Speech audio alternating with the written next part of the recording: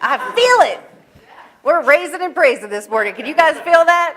Right here, Center for Spiritual Living, Castle Rock. That's what we're all about. Right here. That's what we're saying. I love it. Love you guys. Thank you so much. That was beautiful. Unwritten. You know, that song is interpreted in a few different ways, but you know, what you're feeling right now, that's all you need to know about its interpretation, is exactly what you're feeling. You know, to me, it's all about being able to express yourself, live your life to the fullest, do what your heart tells you, because no one else can. Your life is unwritten, and you change your life. Not your fate, not others, you. You get to decide. So welcome to our first Sunday in April, and our theme for April is discovery. And we're into discovering life this morning, and it's going to be awesome. And what gave me the idea for asking you this next question is Tony had a conference call earlier this week with the guy that created the Discovery Channel, and I got to thinking about that, and I want to ask you, what would be on your Discovery Channel right now if we were to turn that on? If I was to take my remote and turn it to your Discovery Channel, what would I see? Yeah, what are you discovering in your life right now? Yeah, think about that, eh? Good. So there's so many amazing, wonderful, incredible aspects of life. And switching to the Discovery Channel, you know, you get to do that every day. How many of you pick up the remote control every single day? Well, that's what I'm talking about. You get to do that every day. You get to switch to the Discovery Channel of your life, and it makes it proactive for you. You're the creation. You're the producer. You're the executor of what goes on that station. It's pretty awesome, isn't it? Zen monks also have a saying, if you do not get it from yourself, well, where will you go for it? If you're not getting it for yourself, where are you going to go for it? At Discovery Channel. Yes. So all that you need begins with your own mind, and I like to say with your own heart too, which is a part of the greater divine mind and consciousness of God. Nothing can be withheld from you. The only thing withheld from you is what you're holding out from yourself. The only thing that does it is fear. Fear is nothing more than your greater belief or belief in your own imagined limits. Keeps you from your good. Time to change your mind, time to change your thinking, time to take that remote control and switch it to your Discovery Channel and take a look at what you've got going on there. You know, it takes a really special person. This is a message from the universe that came out this week. So this is the universe talking. It takes a really special person, someone quite extraordinary, to find true happiness in the lap of luxury, surrounded by wealth and abundance, friends, laughter, and choices. And funny enough, it's usually the same exact kind of person who can be happy with all of that, without all of that, spending time alone, maybe with a book or some tools or a dog for the odd distraction. Do you get my drift, says the universe? Do you get my drift? And do you know this is the second Sunday in a row we've received a phone call during the service? Last Sunday, it was that phone up there, and it was right as I was starting to talk, and I kept saying, oh my God, the universe is calling. And I was like sharing an email that I got from the universe. So, you know, the universe was calling, saying, hey, there's something here I want you to get. Do you get my drift? Are you listening? So discover. What does discover mean for us? What does that mean? You know, if you were to go and look it up in the old dictionary, you know, now we kind of do it online, don't we? We don't really carry those big old heavy things around anymore. But if you were to go look it up, it would say to see, to get knowledge of, to find or find out, to gain sight or knowledge of, something previously unseen or unknown, to notice, to realize, to make known, reveal, and disclose. Discover. So how can we apply that to discovering our life? Parker Palmer, love that you used Parker Palmer today. You know, we don't talk about this stuff beforehand. It's all spirit putting this stuff together. You just have no idea how much spirit is going on right here in this room. Parker Palmer says, "Is the life I am living the life that wants to live in me?" Is your Discovery Channel exactly what it is that you are choosing to promote, that you're choosing to have out there? So this morning, I'm going to invite you to go on an exploration and an adventure with me. I'm going to present this book called The Four Virtues, written by Tobin Hart. And it's all about helping us live a well-balanced, happy life. You know, how do we find our way? And then in finding our way, how do we help others find their way? How do we help others find our way? No, how do we find our way and how do we help others find their way? So he talks in his book about these four virtues in doing that. And the four virtues are presence, heart, wisdom, and creation. Now that's a little different, isn't it? Where have we heard those words together before? Presence, heart, wisdom, and creation. He says it's the process of growing, balancing, and integrating these vital elements of life. It helps us to live our lives more fully and with greater vitality. I don't know about you, but I probably wouldn't watch the Discovery Channel if it wasn't full of greater vitality. Right? Yeah. So he goes on to say, these four living virtues lead toward deep connection and communion with the world and with ourselves. They are dynamic human qualities. They're dynamic human qualities, is what we're going to be talking about, that appear essential for a life of flourishing, fulfillment, and integrity. And he says, in order to tap into the depths of our humanity, we have to embody these virtues, which can only be grown from the inside out and then enacted in our interaction with the world. So do you see where I'm going there? These virtues, to embody them, we can only grow them from the inside out. And then there's another step, to then enact them with our interaction with the world. And so today, we're going to dive into the first virtue. I'm not going to do all four today. We do want to get out of here at a decent time. So I'm going to go through the different elements of the first virtue, which is presence. And that's what we're going to cover today.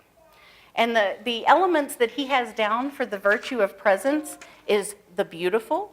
So we're going to talk about beauty, sensing. We're going to talk about what sensing is and means and feels like. Focusing. What are you focusing on? What takes your focus? That kind of stuff. Witnessing.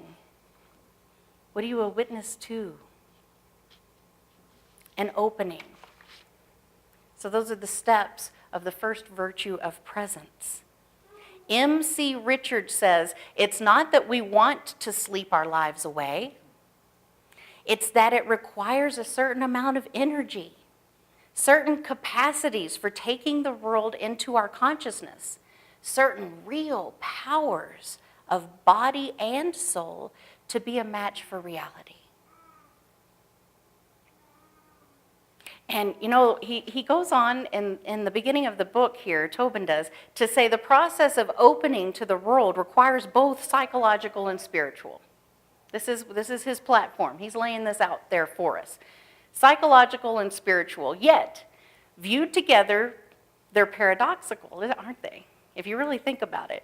The psychological develops our will. The spiritual asks us to be willing.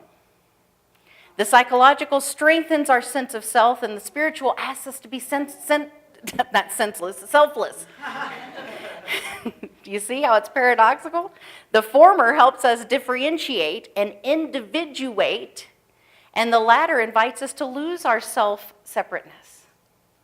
So how do these come together? You're probably thinking, So how do you work together? Well, the idea is in cooperation, working in harmony with the psychological and the spiritual. That's what brings us, the integration of that is what brings us to living that even greater, more fully realized, incredible life that I know you know what I mean. I know you know what it feels like. Can I get a hand up? You know what that feels like, don't you? Yeah, that's right. So we can have trouble sometimes in integrating that and getting out of our own way. But in the end, what is clear is that the most ancient and enduring depictions of the life well lived, the beautiful, the good, the true, are dependent largely on the quality of our consciousness, of our inner life. And that's why we integrate those together. For example, goodness moves always and only through the center of our hearts. As Antoine de Saint-Exupéry in The Little Prince says, the little prince knew one sees clearly only with the heart. What do you guys think about that? Yeah? One sees truly clearly only with the heart. You can think you're seeing, but until you've run it through your heart, you're not really seeing. Yeah. So anything that is essential is invisible to the eyes. Truth, revealed, discovered, constructed. It has to do with seeing from a greater height or seeing into the heart of something. Beauty emerges through an opening within us. Did you know that? That's how beauty exists. That's how beauty has power. That is how beauty has identity. That's how it exists, it emerges through an opening within us. John Muir, the naturalist, understood the rivers flow not past, but through us. The rivers are not flowing past us. The rivers are flowing through us. The rivers are conceptualized and understood and felt and discovered through us. It's not a passive thing, y'all. That's what I'm up here talking about. It is not passive. So today we will explore how the ancient and enduring notion of beautiful is tied to the virtue of presence, because we're going to talk about the first virtue of presence, and the very first aspect that he is bringing in through his book is the beauty, is beautiful.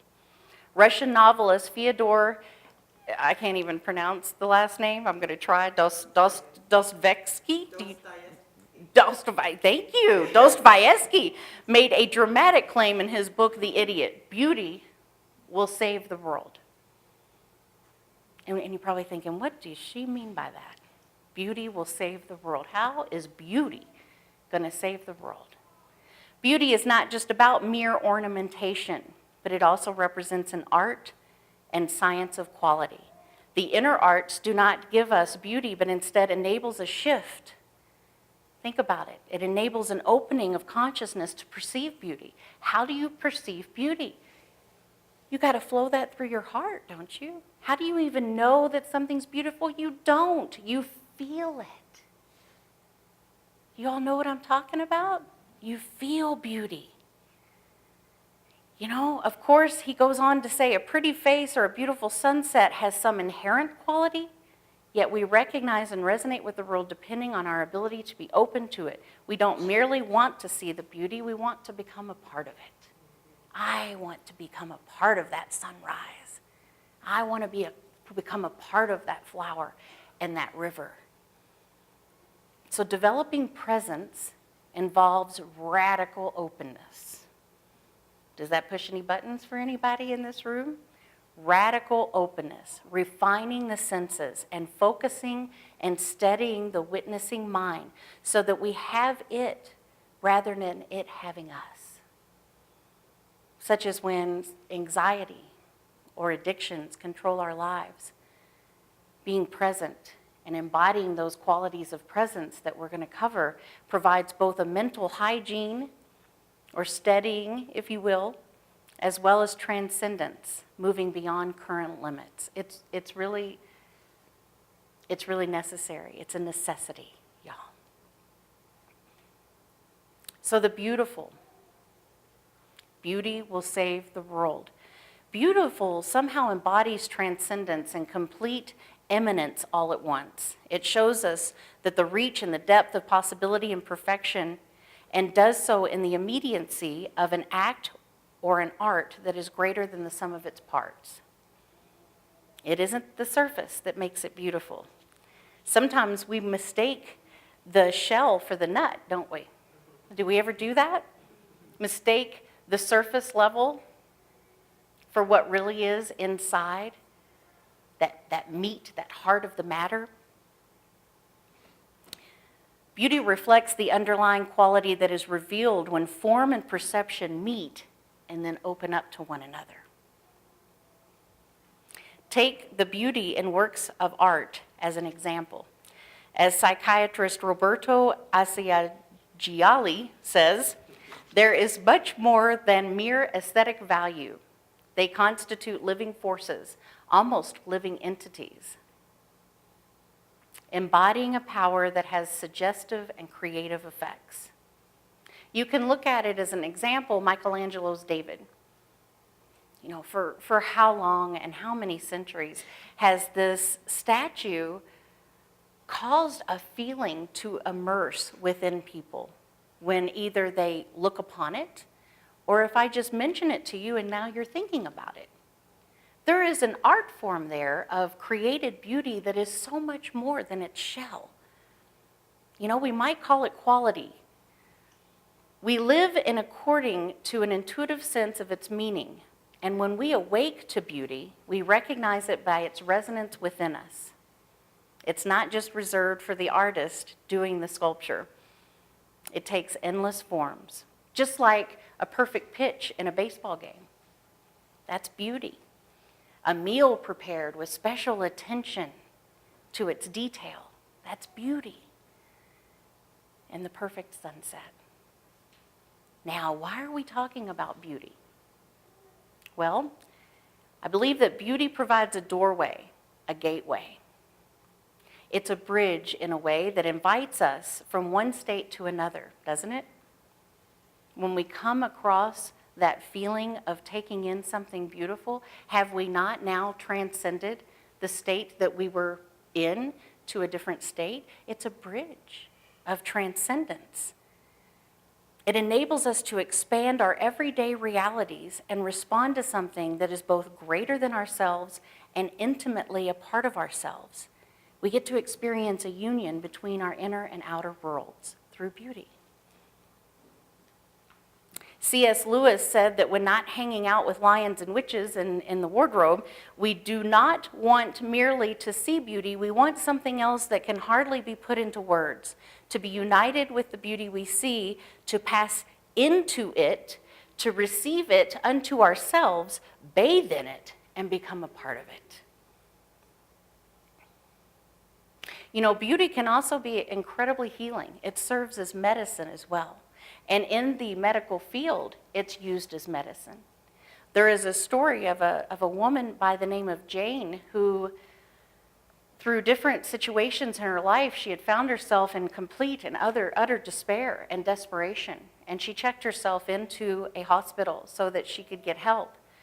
And all the help that they gave her with great earnest didn't seem to do anything for her. She wasn't feeling anything from that. Yet she noticed in a room that she was passing by one day, there was a slideshow going on in that room of just over and over pictures of these beautiful places. And she noticed for the first time in a long time, she felt something. And so she went in there. And after days and days and weeks of just watching this slideshow of these beautiful places, she completely came out of her despair. And medical community considered her healed. So beauty is also a part of our medicine. It reveals itself to the extent that we are open to it. So how do we open to it? Do you find yourself open to beauty? Or do you find yourself, if I were to ask you, when was the last time you took in something and felt something of beauty, would you be able to tell me when that last time was?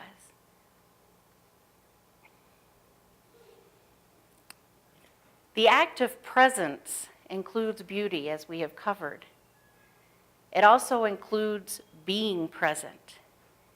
And this one artist, this famous musician that worked with several famous other musicians and put his heart and soul into creating all these albums, he realized that he had been diagnosed with an incurable lung condition, and he didn't have much longer to live. And so he was interviewed about what he thought was the most important thing about life.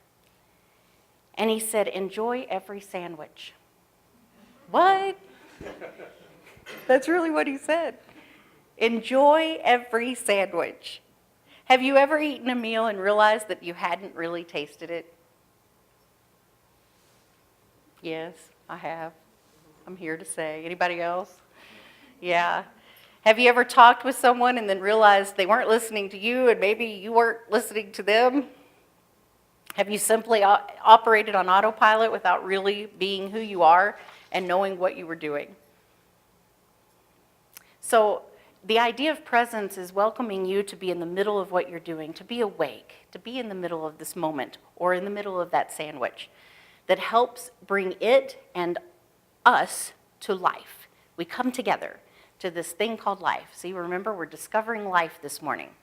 The taste of the food, the blue of the sky, the richness of the person that we're speaking to, or even the tension that we might be feeling in our own shoulders, rooted in some concern that's hidden within ourselves. How in the world would we even know that was going on unless we were present in the moment?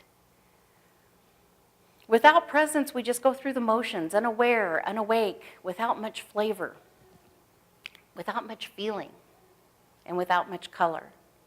So if we're not present, can we see beauty? Is that possible? Mm-mm. It's not possible, is it? So we got to be present. There was this research study done, this little experiment with a violinist. You may have heard about this in New York's Central Station, train station, where actually the Washington Post and this very famous violinist, Joshua Bell, got together, and he set up shop at this train station with himself and his violin, and he played and played and played some of the most beautiful music you could have ever heard live. And 11,000 people went by him, and 6 people stopped. 6 out of 11,000. And most of those 6 people were children. One little boy, and of course this was an experiment, so they caught it all on video. One little boy just couldn't be moved. He was transfixed by the music. You could tell that it had just completely entered his every aspect of his body and soul. And his mom had to pull and pull and pull and pull really hard to get him to move away from the violinist, Joshua Bell. He was present, wasn't he? He was present to that beautiful musical, cultural art form that was taking place right there in front of him. It's a beautiful thing to be present. The other part of presence, we've talked about beauty, now we're going to talk about sensing. Hermann Hesse says, "I have ceased to question stars and books. I have begun to listen to the teachings my blood whispers to me." What do you think he means by that? Think about that. Through us, there is so much wisdom going on with our body that we are most likely not aware of. Just like when I talked about being aware and present to even maybe feel some tension in your shoulders, well, what's that all about? That's giving you a sign, a signal that's communicating to you. There was an experiment done where a group of people were put in a room and they were told to play this game where they had to flip cards. And they got well rewarded when they flipped a blue card, and they had to pay a huge penalty if they flipped a red card. And in this experiment, they found out that their hands would start sweating, their blood pressure rose before they even flipped the red card, every time a red card was going to be flipped. And it took like 76 flips for them to start realizing that it had been set up a certain way, that there was a pattern to the red and blue thing. But it took their body 6 flips of the card, and the body kicked in and started providing that person with wisdom that we're not even aware is there most of the time when we're not present. You know, I call it coming to our senses. When we come to our senses and listen to what our body is telling us, there's a huge value to that. So become aware. What are you feeling in the moment? Especially when you're in the midst of making a decision that feels big to you. Pay attention to your body, because your body has a lot of wisdom. It'll either prompt you to lean into that yes, or it'll prompt you to pull back and say, no, this is not for you. There's a lot of wisdom there. So coming to our senses, a wine connoisseur, a music aficionado, and a mechanic whose ear is tuned to the subtle sounds of an engine. These all represent ways in which awareness, in the form of sensory perception, can open outwardly, bringing more depth and richness to life. And most of the time, to even be able to do your career, to do your occupation. Sometimes a change in one sense reveals unstoppable possibility. I'm going to tell you what I mean by that. At 2 years old, a little boy named Ben Underwood had to have his eyes surgically removed due to cancer. Yet as a teenager, he played foosball and he skated deftly through his neighborhood, avoiding cars and trash cans. Now you think, how did he do that? Because he seemed to be able to navigate through his life as if he had eyes. It looked like he could see by the way that he behaved and responded to outward objects. He discovered for himself that by making clicking sounds with his mouth and listening to how the sounds bounced back to him, he could see where objects were. There is a word for this science, echolocation. It's a technique that is used by dolphins and bats. And that's how they see, and that's how they communicate. And he figured this out all on his own.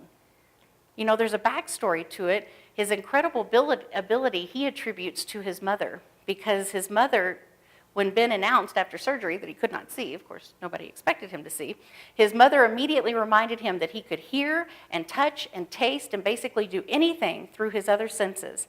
And he didn't know that he wasn't supposed to navigate like a dolphin and a bat, so he did it.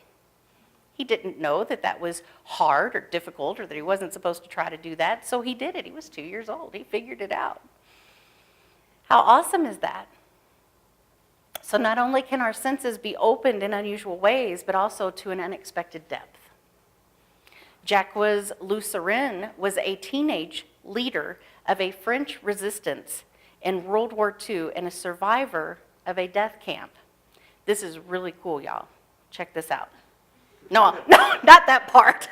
But what he did afterwards. You guys are paying attention, aren't you? I love it. That's hilarious. So, no, check this out. Pay attention to this. After several months of total blindness, he suddenly discovered a new way to see. He learned to see light. Now, he was blind, and he learned to see light. He says, I realized that I was looking in the wrong way. Get it? I was seeing in the wrong way. I was looking too far off and too much at the surface of things. I began to look closely, more closely, not as things in the world itself, but through myself, looking from an inner place, looking from within. Are you following me here? Because I'm getting ready to go somewhere. It's getting ready to get real here. He was going and seeing by bringing it through within. So he was aware of radiance emanating from a place that he knew nothing about, but the radiance was there. He explained that his perception, his light, was directly impacted by his attitude. He said, there were times when the light faded. It happened to be every time I was afraid. The light faded, that he could see from within. Fear made me blind, he said. Anger and impatience had the same effect, as did jealousy and growing anxious to win at all costs. Those different scenarios, every single time, caused the light to fade, and he couldn't see the light anymore. He said that those feelings threw everything into confusion. Have you been there? I have been there. I can totally relate to what he is talking about. Jacques explained, I could no longer afford to be jealous or unfriendly, because as soon as I was, a bandage came down over my eyes. A bandage came down over my ability to see. Holy cow. Holy cow. I had only to look at the bright signal which taught me how to live. That's what we're talking about here today, discovering life. Like the artist or poet, cognitive neuroscience is coming to understand that the key to robust perception is the combination and integration of multiple sources of sensory information. That was quite a mouthful, wasn't it? So I'm going to say that again because it felt like a mouthful to me. This is a quote. Key to robust perception, kind of like what Jack, I think he's talking about like what Jack was speaking of, robust perception. I would consider that robust perception, is the combination and integration of multiple sources of sensory information. He goes on to say, we can dismantle the fences of our own perception by moving inward, paying closer attention, inviting our awareness to open through unexpected questions. What shape does that sound have? This is what he's talking about. Did you hear what I asked you? What shape does that sound have? Can you imagine how that builds a brand new neural pathway in your brain? And can you imagine asking yourself questions like that and starting to really visualize stuff like that will open yourself up to be able to have an incredible more ability for sensory perception? Like the light fading, if you're ever feeling fear, that kind of stuff.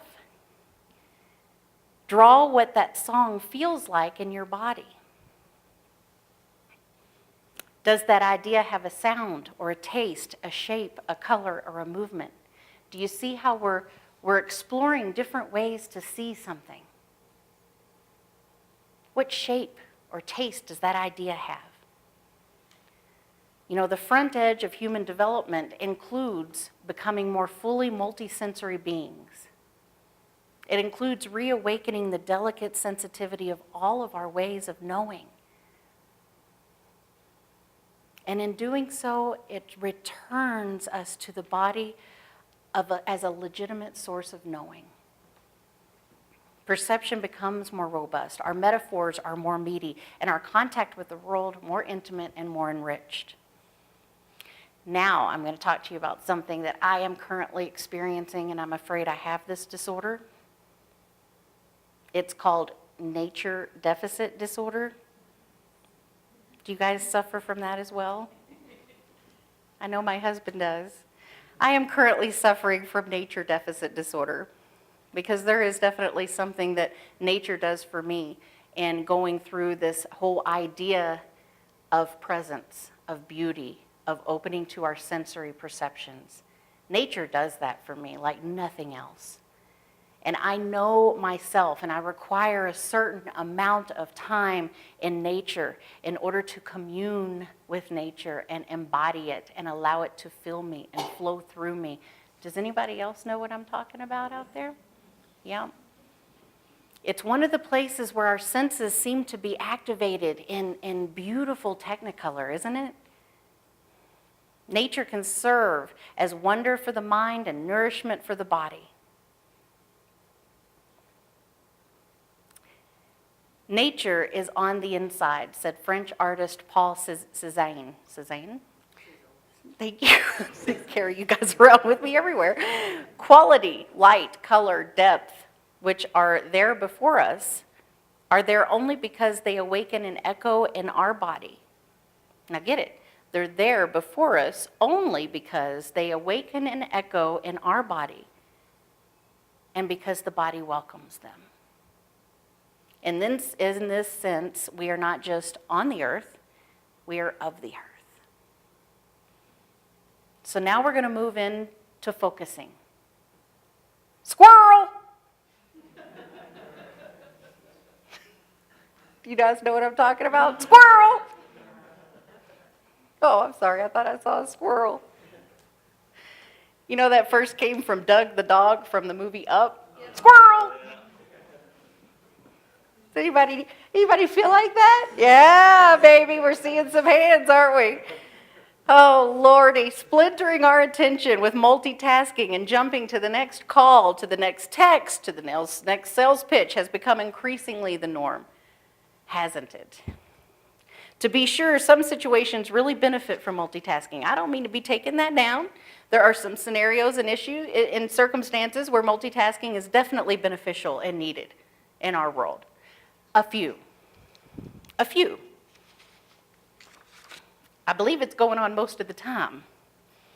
Because here's the downsides. Like the dog, squirrel, whose attention is instantly captured by the squirrel bounding by, we can be taken for a fruitless run for anything and everything, can't we? The little ping on the phone, the little ping on the phone, the little ping on the computer. Oh, that might be something important. Let me go look. Oh, it's a cute little quiz on how to find out what color I am. I should take it. Do you get where I'm going there? Totally forgetting whatever it was that you were in the midst of being present with, and then therefore are no longer present with that. Linda Stone, former Apple and Microsoft executive, was giving a presentation to thousands of people, and she was up on stage.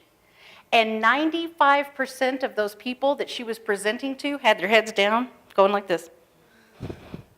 95% of thousands of people she was presenting. So she got their attention.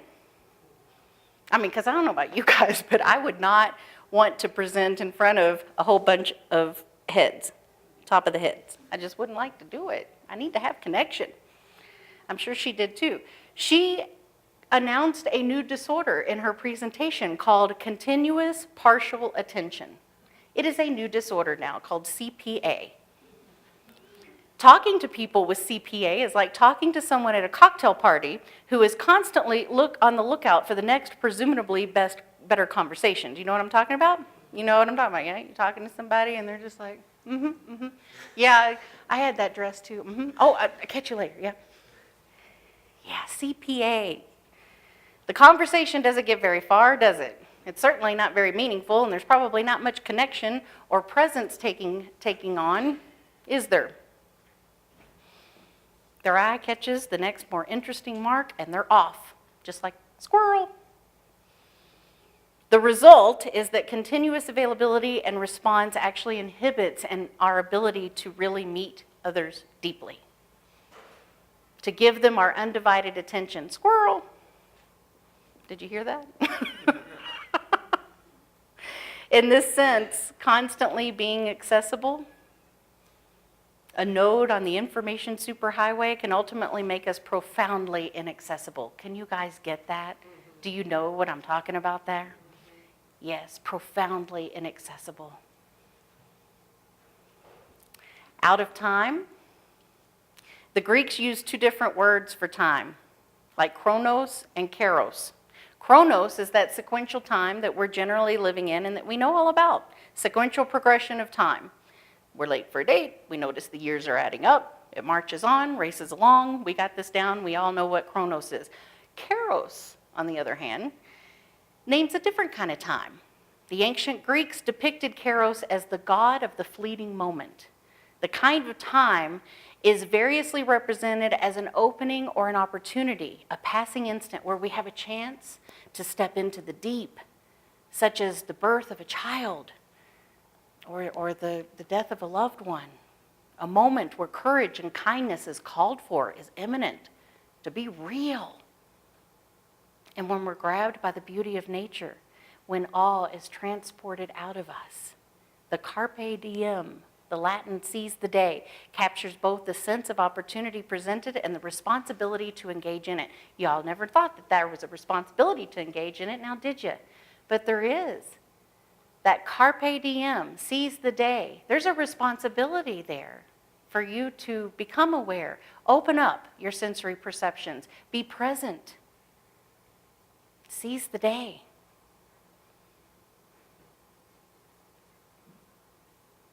So this is an extraordinary shift in perspective from being at the whim of outer circumstances to intentionally altering time and thus altering our own experience through the quality of our attention. Being awake to what we are in the middle of moves us into another level of being. Discovering life. Attention has the effect of sharpening colors and distinctions and revealing a hidden or overlooked world. Take a 4-year-old. You ever take a 4-year-old anywhere? You take a 4-year-old anywhere, they're going to be present. They're going to notice things. Everything is luminous to them. It's really awesome. And for all the gifts that we are given, perhaps we are asked to give back only one thing: our attention. Can you do that? Out of all the gifts that we receive in this wonderful thing called life, can we give back our attention?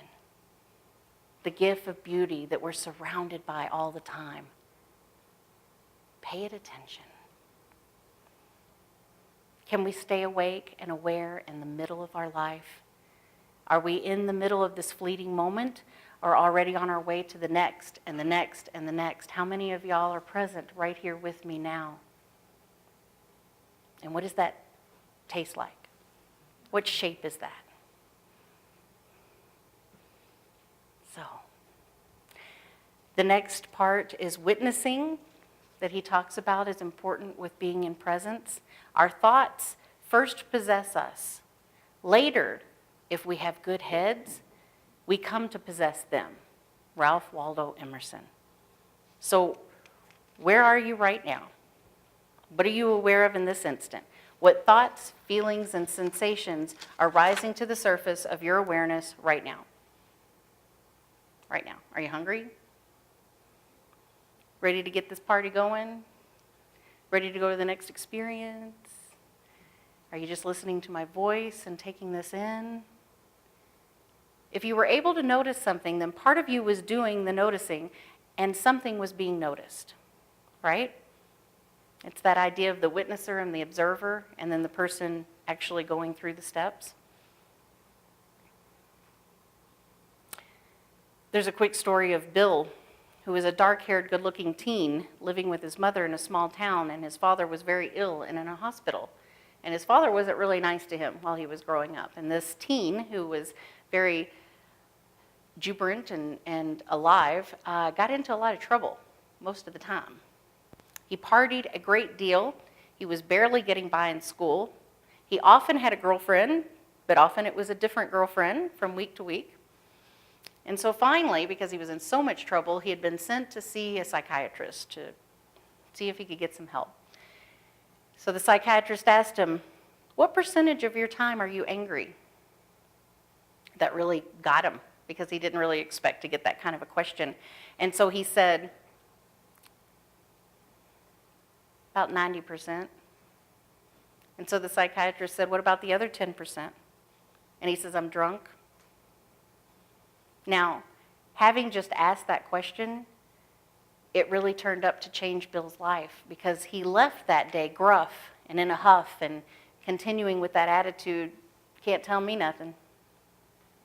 I'm just going to go like a bull in a china shop here." But he really started thinking about his answers. He started thinking, "Oh my God, really? Am I 90% angry all the time and 10% drunk? What kind of life is that? What kind of life can I live?" And so he started doing some self-evaluation. And because of that self-evaluation, he started to turn himself around. And I think that's really awesome. So there's that I and me, that distinction. The me represents the contents of our consciousness, the thoughts, the feelings, the sensations that rise and fall through our waking lives. And the I is that part that watches, witnesses, and observes the content. There is a difference. The last and final part of presence is opening. What is it about an extraordinary individual that makes them so unique? It's because they're open. Look at Marie Curie, who was the first person to win 2 Nobel Prizes.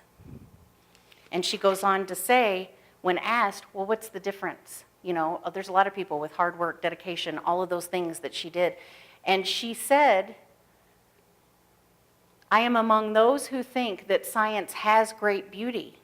A scientist in his laboratory is not only a technician, he is also a child placed before a natural phenomena which impresses him like a fairy tale."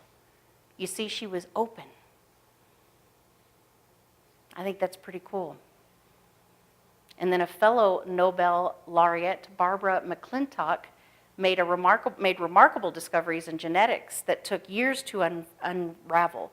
And when asked about her scientific process, she said, "You have to have a feeling for the organism." You see, they were open to embody the full experience that they were in.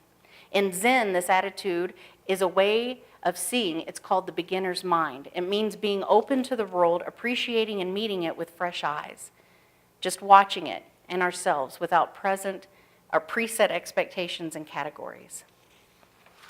And so I'm going to close with you today by sharing a couple of things regarding presence and the different areas that we covered: beauty, sensing, focusing, witnessing, opening.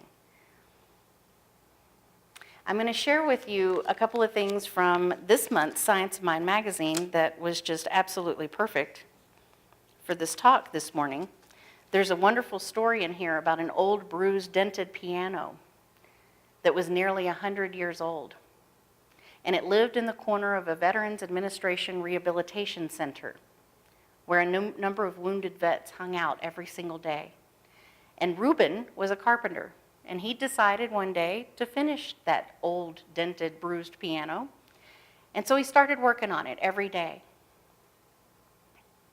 He said that the piano wasn't worth a nickel, and neither was his life, so he started working on it. Now, John, an older resident, was unable to speak because of traumatic brain injury. From a wheelchair, John watched that piano slowly being refurbished every single day. Everyone noticed that John never took his eyes off of that piano. Never. And so one day, I hope it didn't take him too long, Reuben decided to wheel John in his wheelchair up to the piano. And oh my God, John smiled, threw his head back, started clapping his hands, and began to play. And he played for hours. And it became clear that John was a concert pianist. He had been. It took 2 years for John to find his voice after that experience. It's medicine, everybody. Beauty is medicine. Can you just imagine what went through John's body, mind, and soul when he was wheeled up to that piano and started playing? So Bob Luckin, a dear minister and friend of mine who serves in Fort Lauderdale, wrote the daily guides for April. And I'm going to close with this. This is what he wrote on examining beliefs. Spring is here. Time to clean house and sort through the mind attic. No matter where I go, I collect beliefs. Whoops, I'm reading the wrong one. Apparently we needed to clean out the mind attic. And now we are all dusted off and ready to go, because this one is called Life is for Living, which is the title kind of the talk. Life is too short for cheap coffee, artificial sweeteners, veneer relationships, fake hair, fake smiles, broken promises, broken hearts, or broken dreams. Life is too short for affordable love, reasonable outcomes, or a life without passion. Life is too short to be lived in fear, judgment, or regret. Life is for living, from the inside out, from the outside in, on the edges, on the corners, in the shadows, in the light. Naked, fully dressed, and blood and tears with songs and laughter. Fill each breath with love. Open your heart, your mind, and your smile. Life is here for living. We are more often driven by desperation than inspiration. We are driven by lists of things to do, places to go, other people's dreams. Squirrel! That was me, by the way. That's not in here. Choose today to purchase your ticket for the greatest show on earth, your Discovery Channel. That's the greatest show on earth, y'all. Your Discovery Channel. That was me too. That's not in here. Because life is always a choice. When the day is done and you reflect on what you have accomplished, see the light that entwines itself into all that you are and all that you have done. See the light and smile. Thank you. Thank you.